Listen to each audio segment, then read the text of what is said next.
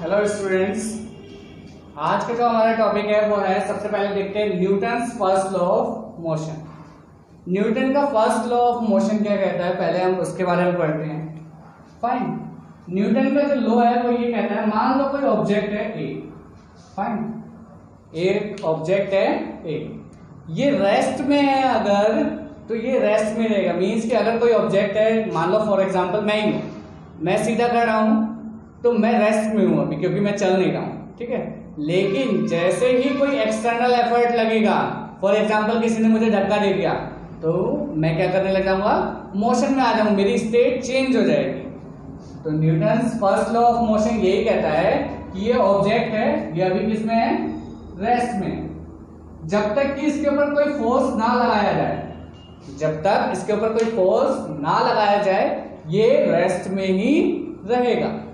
और same thing for motion, कि मान लो कोई ऑब्जेक्ट है वो मोशन में है।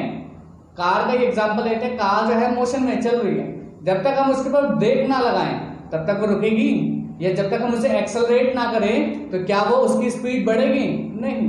तो न्यूटन्स फर्स्ट लॉ सिर्फ इतना सा कहता है कि जो कोई भी ऑब्जेक्ट है वो जिस स्टेट में है, अगर वो रेस्ट में है तो रेस्ट में, अगर वो मोशन में है तो मोशन में, वो वैसा का वैसा ही रहेगा। अगर रेस्ट में है तो रेस्ट में ही रहेगा, मोशन में है तो वो मोशन में ही रहेगा, जब तक कि उसके ऊपर कोई फोर्स या एक्सटर्नल एफर्ट ना लगाया जाए। यही होता है Newton's first law of motion. अब हम बात करते हैं लॉ ऑफ इनर्शिया, या इनर्शिया क्या है। लॉ ऑफ इनर्शिया या फिर इनर्शिया क्या है। देखो, लॉ ऑफ इनर्शिया या इनर्शिया, कोई भी ऑब्जेक्ट है, कोई भी ऑब्जेक्ट है, ये ब्लॉक ही है मान लो, तो ये ब्लॉक की एक ऐसी प्रॉपर्टी है, ये ब्लॉक की एक प्रॉपर्टी है जिसे हम क्या बोलते हैं, इनर्शिया बोलते हैं, जिसकी वजह से ये ऑब्जेक्ट रेस्ट में ही रहता है, जिसकी वजह से ये ऑब्जेक्ट रेस्ट में रहेगा। आपने देखा होगा कोई चेयर है, वो चेयर अपने आप चलने लगती है क्या, नहीं। क्यों नहीं चलती, क्योंकि उसके अंदर इनर्शिया है, वो प्रॉपर्टी है उसके अंदर। तो इनर्शिया क्या है, inertia is a property of a object by which it will not change it's state. वो जो ऑब्जेक्ट है वो अपनी स्टेट चेंज नहीं करता। तो हम कह सकते हैं इनर्शिया जो है एक ऐसी प्रॉपर्टी है किसी भी ऑब्जेक्ट की जिसकी वजह से वो अपनी स्टेट चेंज नहीं करता। अब देखो, इन दोनों में सिमिलरिटी की बात करते हैं। जो आपका Newton's first law of motion है वो ये कह रहा था कि कोई ऑब्जेक्ट अपनी स्टेट को चेंज नहीं करेगा जब तक कि उसके ऊपर फोर्स ना लगाया जाए, और इनर्शिया क्या है, वही प्रॉपर्टी है जिसकी वजह से वो स्टेट चेंज नहीं करता। तो ये दोनों आपस में क्या हुए, कनेक्टेड हुए। इसलिए हम कहते हैं कि जो न्यूटन्स का फर्स्ट लॉ है उसे हम क्या बोलते हैं, लॉ ऑफ इनर्शिया भी बोलते हैं। और इनर्शिया क्या है, ऐसी प्रॉपर्टी जिसकी वजह से कोई ऑब्जेक्ट जैसा है, जिस स्टेट में है वो वैसा ही रहेगा। अगर वो चल रहा है तो वो चलता ही रहेगा, अगर वो रुका हुआ है मींस रेस्ट में है तो वो रेस्ट में ही रहेगा। ये चीज क्लियर हो गई। नेक्स्ट हम बात करते हैं इनर्शिया और एंड मास। इनर्शिया और मास के बीच में जो रिलेशनशिप है वो क्या है। देखो, आपने एक चीज नोटिस की होगी, एक फुटबॉल है आपके पास, ठीक है, एक क्या है, फुटबॉल है। फुटबॉल खाली होती है, ठीक है, हवाई भरी होती है इसमें, इसका वेट भी कम होता है, मास भी कम होता है इसका।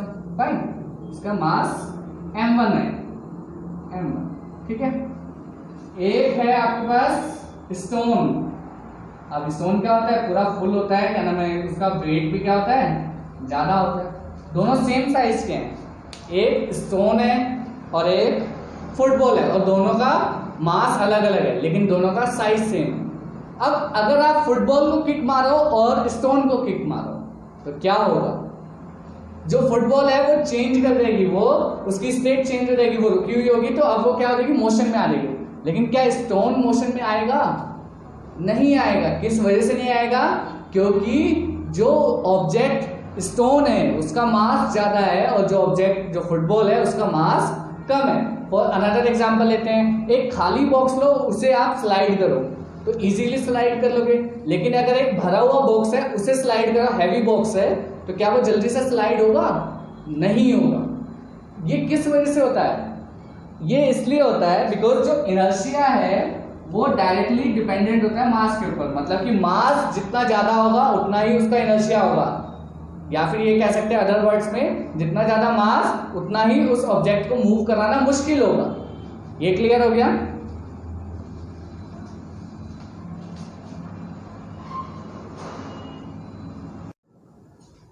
अब हम इनर्शिया में ही आगे बढ़ते हैं, टाइप्स ऑफ इनर्शिया। नेक्स्ट जो टॉपिक है वो क्या है, टाइप्स ऑफ इनर्शिया। सबसे पहला जो टाइप है वो है inertia of rest. Inertia of rest means कोई ऑब्जेक्ट जो है वो रेस्ट में है तो रेस्ट में रहेगा, ठीक है, तो उसको बोलते हैं इनर्शिया ऑफ रेस्ट। जब स्टेट उसकी क्या हो, इनिशियल स्टेट रेस्ट में हो, तो उसे क्या बोलेंगे, इनर्शिया ऑफ रेस्ट। अब इसमें कुछ एग्जांपल्स हैं वो डिस्कस करते हैं। पहला एग्जांपल है फुटबॉल एंड स्टोन। फुटबॉल और स्टोन का एग्जांपल मैं आपको पहले ही बता चुका हूं कि क्या होता है। फुटबॉल को किक मारते हैं तो वो मूव करने लगती है, लेकिन स्टोन मूव नहीं करता है। क्यों? क्योंकि उसका इनर्शिया ज्यादा है, उसका रेस्ट इनर्शिया बहुत ज्यादा है, किसका, स्टोन का, और फुटबॉल का रेस्ट इनर्शिया कम है, इसलिए फुटबॉल मूव करेगी, स्टोन मूव नहीं करेगा। सेकंड एग्जांपल देखते हैं, इन अ बस वी फॉल बैकवर्ड्स।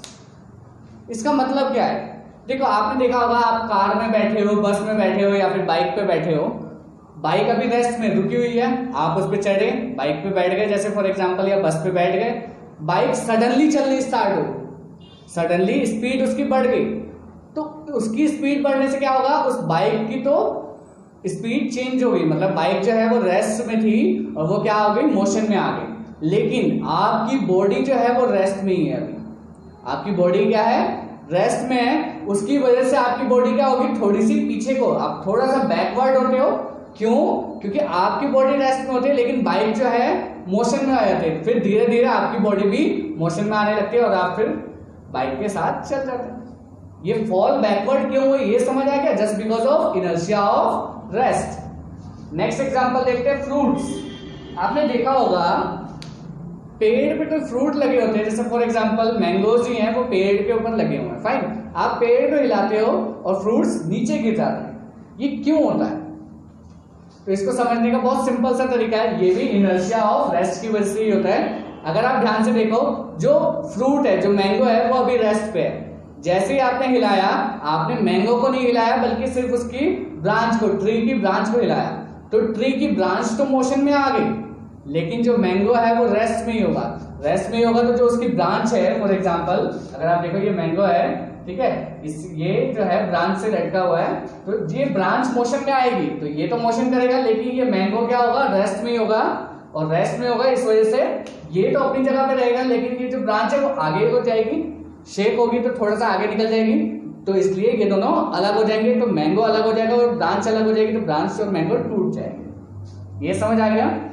नेक्स्ट है कैरम। आपने देखा होगा कैरम्स के कॉइन अगर हम एक लाइन में लगा दें, वर्टिकली एक के ऊपर एक कॉइन्स लगा दें, जब हम स्ट्राइक करते हैं, स्ट्राइक करने पे क्या होता है, सिर्फ नीचे वाला जो कैरम का कॉइन है वो मोशन में आता है, क्योंकि हमने फोर्स उस पे लगाया और बाकी सब पे फोर्स नहीं लगा, तो वो इनर्शिया ऑफ रेस्ट की वजह से वहीं रह जाता है।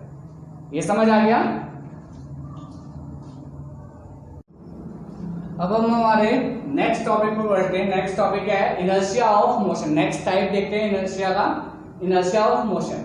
इनर्शिया ऑफ मोशन मींस कोई ऑब्जेक्ट है वो मोशन में है और वो सडनली रेस्ट में आ जाए, फाइन, उसकी स्टेट चेंज हो जाए, तो वो क्या हो जाएगा, inertia of motion. Means motion से जब रेस्ट में आ रहा है तो वो क्या हो जाएगा, इनर्शिया ऑफ मोशन। देखो एग्जांपल की बात करते हैं, कुछ पॉइंट डिस्कस करते हैं। पहला पॉइंट है, अब इन बस फॉल फॉरवर्ड। क्या मतलब हुआ, एक ऑब्जेक्ट है, सॉरी फॉर एग्जांपल हम बस में जा रहे हैं, सडनली ब्रेक लगाई, देखो बस में जब जा रहे थे तो बस भी मोशन में और हमारी बॉडी भी उस ऑब्जेक्ट के या उस बस के साथ क्या है, मोशन में, हमारी बॉडी और बस दोनों मोशन में है जब तक बस चल रही है। अब बस ने क्या किया, सडनली ब्रेक लगा दी, बस तो रुक गई, लेकिन हमारी बॉडी जो है वो तो मोशन में थी, तो उसके वो हम क्या होंगे, हमारी बॉडी मोशन करती रहेगी, तो उस वजह से हम आगे की तरफ थोड़ा सा फॉरवर्ड झुक जाएंगे या गिर जाएंगे कह सकते हैं, फाइन। नेक्स्ट पॉइंट है, jump out from a moving बस। आपने देखा होगा किसी भी बस से या फिर चलते हुए व्हीकल से कूदना हमेशा डेंजरस होता है, क्योंकि हम गिर जाते हैं। अब क्यों गिरते हैं ये समझना जरूरी है। मान लो कोई बस चल रही है, हम उसके साथ साथ जा रहे हैं, ठीक है, अब बस जा रही है, हम भी साथ साथ जा रहे हैं, मतलब बस भी मोशन में है, हम भी मोशन में है। अब अगर हम कूदे तो कूदेंगे तो रुक जाएंगे, रुक जाएंगे तो हमारी बॉडी क्या हो जाएगी, रेस्ट में आएगी। लेकिन पहले तो हमारी बॉडी मोशन में थी, तो सडनली रुक नहीं पाएगी हमारी बॉडी, इसलिए वो गिर जाएंगे, हम गिर जाते हैं। फाइन। लेकिन इसके लिए एक सॉल्यूशन भी है। क्या सॉल्यूशन है? हम मूव कर रहे हैं सडनली, तो अगर हमें बाई चांस, पहली बात तो ये चीज गलत है, हमें नहीं कूदना है, बट अगर बाई चांस कभी हमें कूदना पड़ा तो इस चीज का ध्यान रखना कि जब भी हम कूदे तो जिस डायरेक्शन में बस जा रही है उसी डायरेक्शन में थोड़ा सा दूर कूदने के बाद भागते रहे, ताकि हमारी बॉडी मोशन में रहे और धीरे धीरे जाके बॉडी रुक जाए, जिससे हम गिरने से बच जाएंगे। नेक्स्ट है ऑयल एंड वाटर टैंक। आपने देखा होगा एक चीज, जो आपके ऑयल और वाटर टैंक होते हैं उसमें थोड़ा सा जगह खाली होती है, जो आपके जैसे ट्रक वगैरह पे पीछे जो टैंकर्स होते हैं उसमें थोड़ी सी जगह खाली होती है, मतलब पूरा पानी भरा होगा, पूरा वाटर फिल होगा, लेकिन थोड़ी सी जगह स्पेस छोड़ रखा होगा। ये स्पेस क्यों छोड़ते हैं? उसका एक सिंपल सा रीजन है, सिंपल सा लॉजिक है कि जब वाटर टैंक जब तक चल रहा है, लेकिन जैसे ही वाटर टैंक रुका तो वो पानी जो है, जो वाटर अंदर है, वो तो चलता ही रहेगा ना। वो चलेगा तो वो वाटर टैंक से जो उसकी बाउंड्रीज है उससे टकराएगा और वो बाहर निकलने की कोशिश करेगा। इसीलिए थोड़ा सा स्पेस हम छोड़ के रखते हैं ताकि वो वाटर या फिर जो आपका ऑयल है वो बाहर ना गिरे। नेक्स्ट हम बात करते हैं, नेक्स्ट टॉपिक है inertia of direction. Inertia of direction से कि कोई ऑब्जेक्ट है वो मूव कर रहा है, चल रहा है, और सडनली उसकी डायरेक्शन चेंज कर दी जाए, तो वो जो डायरेक्शन चेंज हुई है उसी को क्या कहेंगे हम, इनर्शिया ऑफ डायरेक्शन।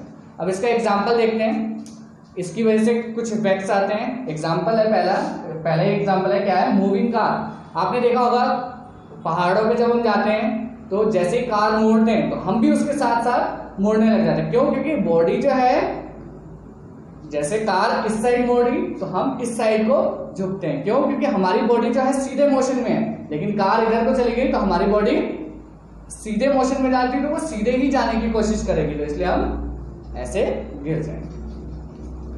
इसे समझ गए? Thank you.